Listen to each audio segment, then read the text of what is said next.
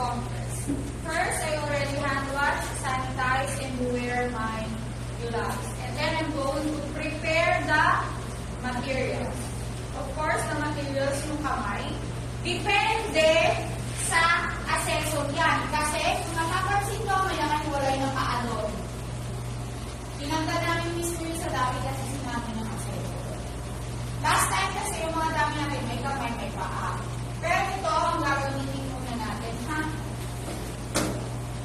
Of course, the canister. 2 canister.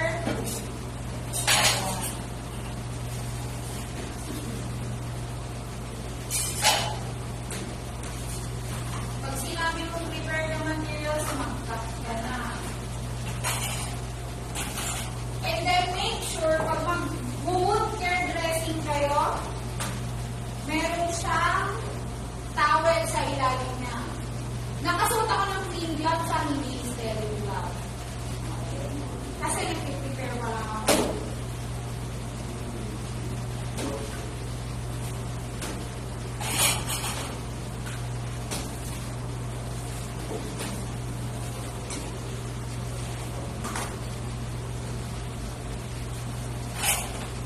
Saline solution. Ano nang kukuhanin na kaya sumikinis sa saline solution. Yun yung pamilinis natin sa sugat. Of course, kailangan may bumili. Pero pwede nyo i-bumili.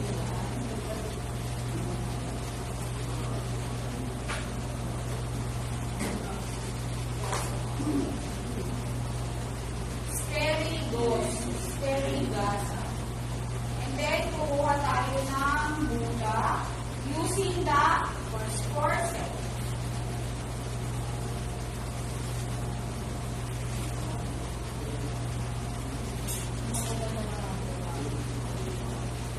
And then, maglalagay tayo ng saline solution dito. Of course, i-open din natin. Itong si gasa, si sterile cups, peel down lang din. Pero ito na ibabal sa inyo sa ano. Tumigit na ito matagal na ito. Peel down lagi ito ha, hindi tear down.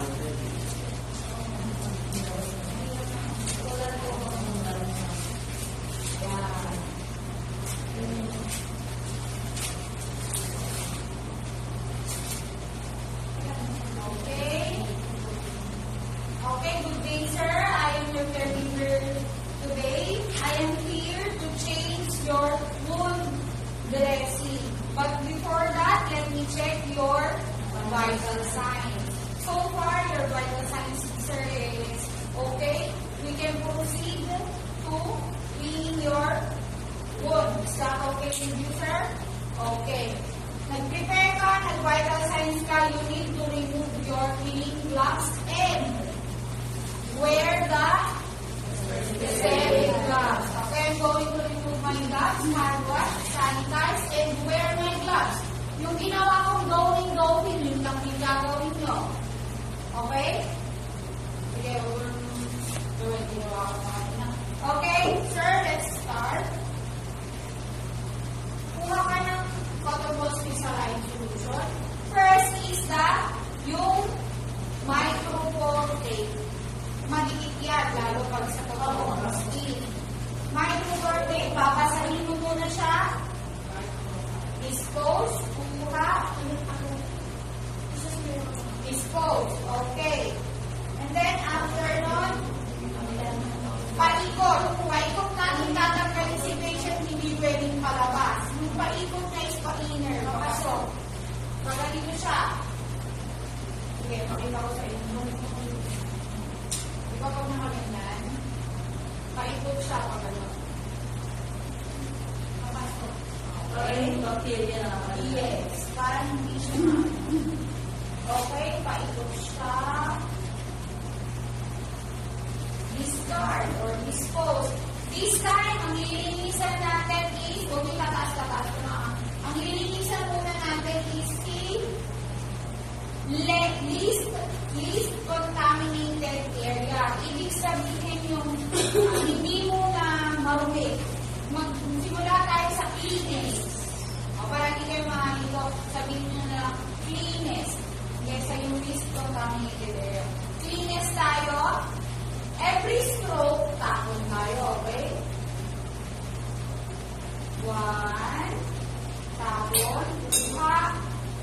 2, tapon, kuha. 3, tapon, kuha. 4, tapon, kuha. Ngayon naman, sa dirtiest tayo. Ibig sabihin sa wound na talaga. Mag-i-start tayo sa gitna. Okay? Sa gitna tayo, circular motion. Isa, tapon, kuha, maliit, susunod na bilog, tapon, kuha, malaking bilog, tapon, and then, set aside natin siya, ilalagay na natin ngayon si sterile gauze. Okay, si sterile gauze, yun ang kuha natin sa kanya. Kunin mo na siya sa tip. Pasok mo. Ganon. Okay? And then, put the micropore tape.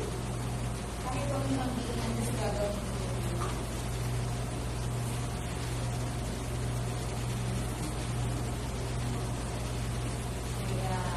Okay, sir, how do you feel? Habang nililinis mo yung sugat ni patient, kausapin mo siya. Okay, sir, malapit na, hindi naman mahapde, sabihin mo kung mahapde, etc.